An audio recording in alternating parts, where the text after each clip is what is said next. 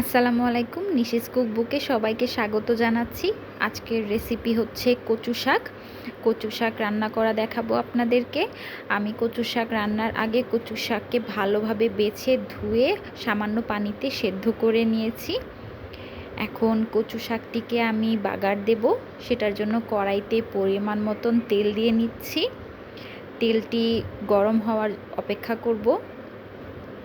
আমার তেলটি গরম হয়ে এসেছে। এখন দিয়ে দেব প্রথমে তেজপাতা, এক টুকরো তেজপাতা 2 ফালি করে দিয়ে দিচ্ছি। এখন দিয়ে দেব 1 চিমটি কালো জিরা। আজকে আমি কচু শাকটা একদম সিম্পলভাবে রান্না করব, তো দেখতে থাকুন। তেজপাতা এবং কালো জিরার ফোড়ন দেওয়ার পর এখন দিয়ে দিচ্ছি বেশ অনেকটা করে রসুন কুচি। কচু শাকে রসুন কুচি দিলে কিন্তু কচু শাকটা অনেক মজা হয় খেতে, আর গলায়ও ধরে না। রসুন কুচি একটু ভাজার পর দিয়ে দিচ্ছি পেঁয়াজ কুচি। এখন রসুন কুচি এবং পেঁয়াজ কুচিকে তেলের মধ্যে কিছুক্ষণ ভেজে নেব। প্রথমে দিয়ে দেব লবণ, 1/2 চামচ লবণ দিয়ে দিয়েছি। তেলের মধ্যে পেঁয়াজটা দেওয়ার সাথে সাথে লবণ দিয়ে নিলে পেঁয়াজ থেকে পানিটা বের হয়ে পেঁয়াজটা তাড়াতাড়ি নরম হয়ে যায়। এখন কিছু সময় রসুন এবং পেঁয়াজকে ভেজে নিয়ে এখন আমার মশলার বাটিতে সামান্য একটু মশলা ছিল, সেটার সাথে পানি দিয়ে মশলা ধোয়া পানি দিয়ে দিলাম। আর কোনো বাটা মশলা ইউজ করব না। এখন দিয়ে দিচ্ছি গুঁড়ো মশলা, 1/2 চামচ হলুদ গুঁড়া, 1 চামচ মরিচ গুঁড়া, 1/2 চামচ ধনিয়া গুঁড়া দিয়ে আমি ভেজে নেব। তেলের মধ্যে গুঁড়ো মশলাগুলোকে ভালোভাবে কষিয়ে নেব। আমার মশলা কষানো হয়ে গেছে। এখন দিয়ে দেব হচ্ছে 4-5টা কাঁচামরিচ।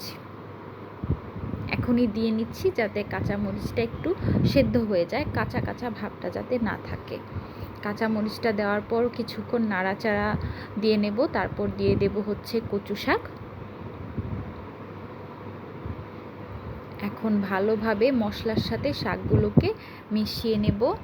এখন এই পর্যায়ে আর কোনো পানি ইউজ করব না, যেহেতু কচু শাকটা আগের থেকেই সেদ্ধ করা। এখন হচ্ছে ভাজা ভাজা করব। ভালোভাবে মশলার সাথে কচু শাকটাকে মিশিয়ে নিচ্ছি।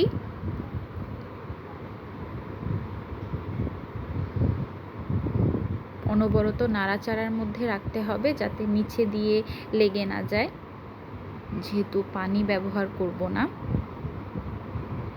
দেখুন আমি অনবরত কিন্তু নাড়াচাড়ার মধ্যেই রেখেছি।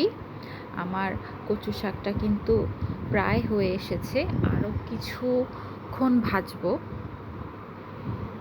লাল লাল তেল যখন চারদিক থেকে উঠে আসবে তখনই বুঝে নেবেন যে কচু শাকটি ভাজা হয়ে গেছে। তো আমার প্রায় হয়ে এসেছে। এখন আরও একটু ভাজা ভাজা করব।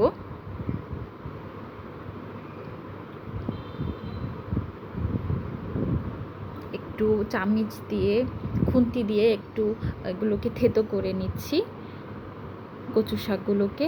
এই যে দেখুন আমার কচু শাকটা ভালোভাবে ভাজা হয়ে গিয়েছে, চারদিক থেকে লাল লাল তেল উঠে এসেছে। ঠিক এই পর্যায়ে আপনি চুলো থেকে কচু শাকটিকে নামিয়ে নেবেন।